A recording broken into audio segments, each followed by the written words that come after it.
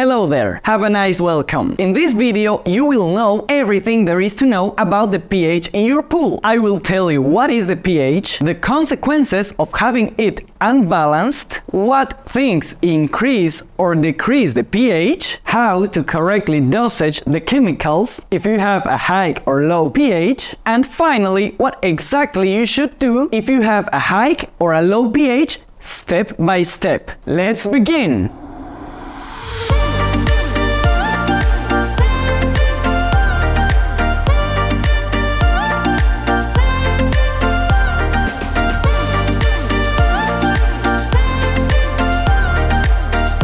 The pH or hydrogen potential is a parameter that through the hydrogen and hydroxide ions measurement determine if the water in a pool is acidic or alkaline, being 7.0 a neutral pH and 6.9 or anything less means the pH is acidic and 7.1 or anything more means the pH is alkaline. Now the ideal pH in a pool has to be between 7.2 and 7.6. And this for two simple reasons. First, chlorine has a better disinfection between those ranges. Just so that you can have an idea, in an 8 pH level, you will need double chlorine than having a pH of 7.4, just to keep the same disinfection. And second, because the pH of the human body is around 7.4. Well, that's not all truth, because the pH of the skin, the eyes, and the hair tend to be more acidic, but in those ranges between 7.2 and 7.6, you will be very comfortable to take a swim. Now, before you see the consequences about having it unbalanced, this is some very interesting information. And it is that a pH of 8.0 is 100 times more than a pH of 7.0. So now you know that if it is unbalanced, it is hundreds of times more dangerous than having it in the correct balance. Alright, now I'm gonna tell you what happens if the pH is high. First problem that will happen, depending on how high it is, are a little bit itchy eyes. Or if it is super high, they will be very itchy. Also, irritated skin. It will lower chlorine disinfection power. There will be higher microorganisms proliferation, so the water could turn green or cloudy very easily. And on the other hand, if you have low pH, there might also be slightly itchy eyes, or if that low pH is combined with cyanuric acid, which is another chemical that I will talk about in another video, there might be very itchy eyes. Also, there might be irritations on the skin and hair, and irritations in general. Chlorine duration might be a little lower, and extremely important, water turns extremely corrosive, so it can start to damage the pump, the filter, and any metallic part you can have around the pool. Very good. Now let's see why pH goes up. I will tell you first the things or chemicals that increase the most the pH, and I will mention at last the aspects that increase less the pH. First, caustic soda. That has a pH of 14, so it is extremely high because 14 is the higher pH there is. Then the sodium carbonate, also known as soda ash, which has a pH around 11.5. Then the sodium bicarbonate, also known as baking soda. This one has a pH of 8.5, which is a lot less than the others, but it increases a lot the alkalinity of the pool, which is another parameter that I will talk you everything about on the video, everything about alkalinity. But for now you want to know that if you increase the alkalinity, the pH increases too. Then comes the calcium hypochlorite, better known as cal hypo, then liquid chlorine, commonly known as bleach, and the composition of this one is sodium hypochlorite, then a salt chlorinator. Also there is the oxygenation. Now I'm gonna show you an example about what oxygenation means.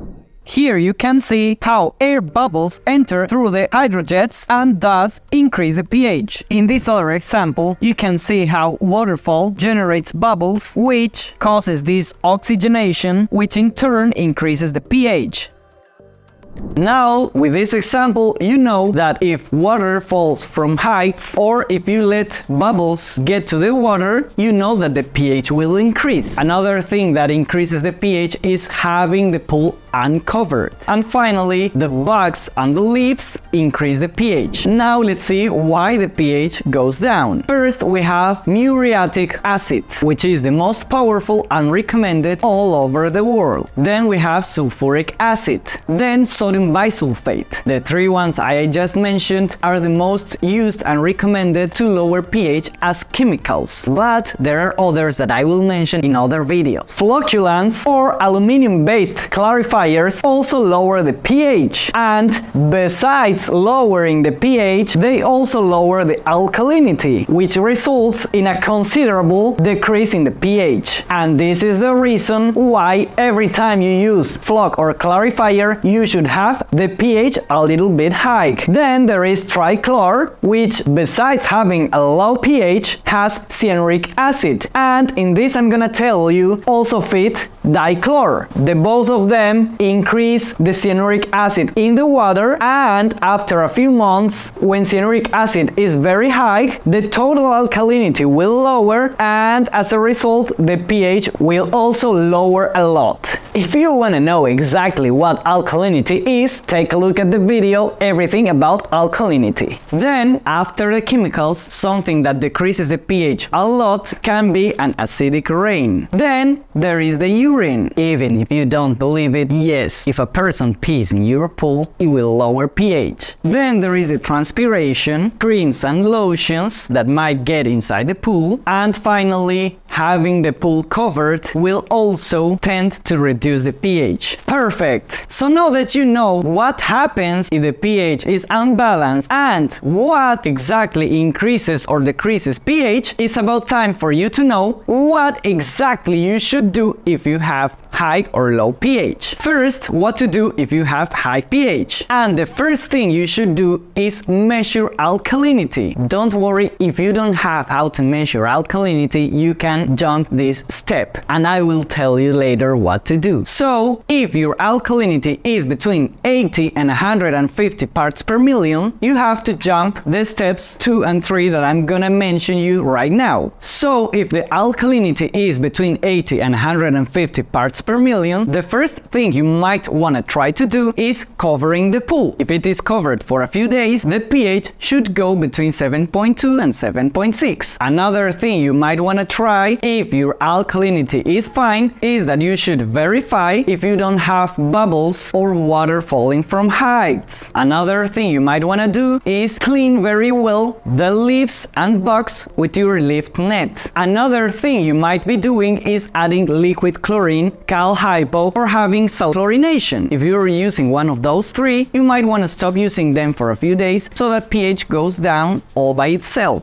Well, it didn't turn to be the steps 2 and 3 because there was step 4 and 5. So if you cannot measure the alkalinity, you should have jumped all those steps to this last step. So step 6, and finally, if anything else has failed or if your alkalinity is above 150 parts per million, then you should use muriatic acid, or the other two options, which are sulfuric acid or sodium bisulfate. Best one is muriatic acid. And the correct way to dosage and add it to your pool is to get into the app Manage Your Pool, to the section of parameters, option pH, and introduce everything that it requests. For example, if you have a 10,000 gallons pool and you measured a pH of 8.0, that goes into the measured pH place. Then put your pH goal, which if you put 7.4, then if you add too much of the product, you will go to 7.2, and if you add a little less, you will go to 7.6. So it will always be fine. Then the alkalinity you measured in your pool, if you don't have how to measure alkalinity, just leave it in 150 parts per million, which is an average alkalinity. Finally, click in calculate, and you will have the exact amount of pH reducer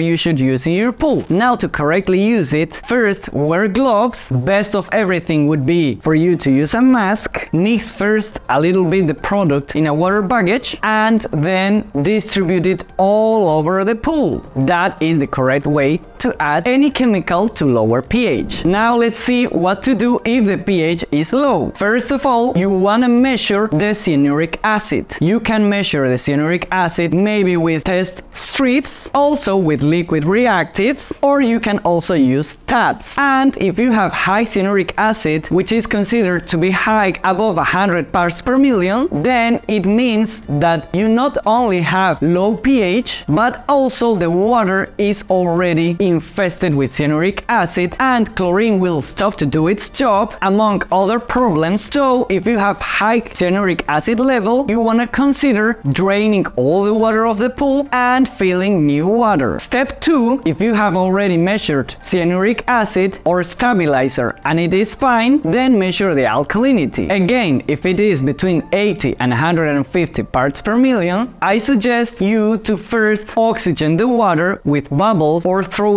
water from heights, and if those two fail, add caustic soda or soda ash. Remember that caustic soda or soda ash will turn the water cloudy. And finally, if pH is low and alkalinity is also low, which means it is below 80 parts per million, or if you don't use any trichlor or dichlor, if it is between 60 parts per million, then is the perfect moment to add baking soda, which is the sodium bicarbonate. This one will increase not only the pH but also the alkalinity in a good way, so that then the pH is not only stabilized, but since alkalinity will also be in the fine ranges, the pH won't lower in the future. You need to know that whenever you add sodium bicarbonate, it might take about 2 days to correct the pH. And now how to calculate this sodium bicarbonate, soda ash, or caustic soda. Get into the app, again to the section Parameters, option pH, add the water in your pool, which in this example is 10,000 gallons, the pH you measured, which could be 6.8, the pH you want, which is 7.4 of course, the alkalinity. On this situation you don't need to add the alkalinity because it won't affect the results. Then click in Calculate and you will know exactly how much baking soda or any other to add to increase the pH. My advice is always use baking soda to increase pH when it is low. And that's everything for this video. Now you know everything there is to know about pH. Remember that you can ask me any question you have through the button to consult in the app. Premium membership is very costless. If you like the video, subscribe, because I upload one new video every week with the best info about pools for you. See you later.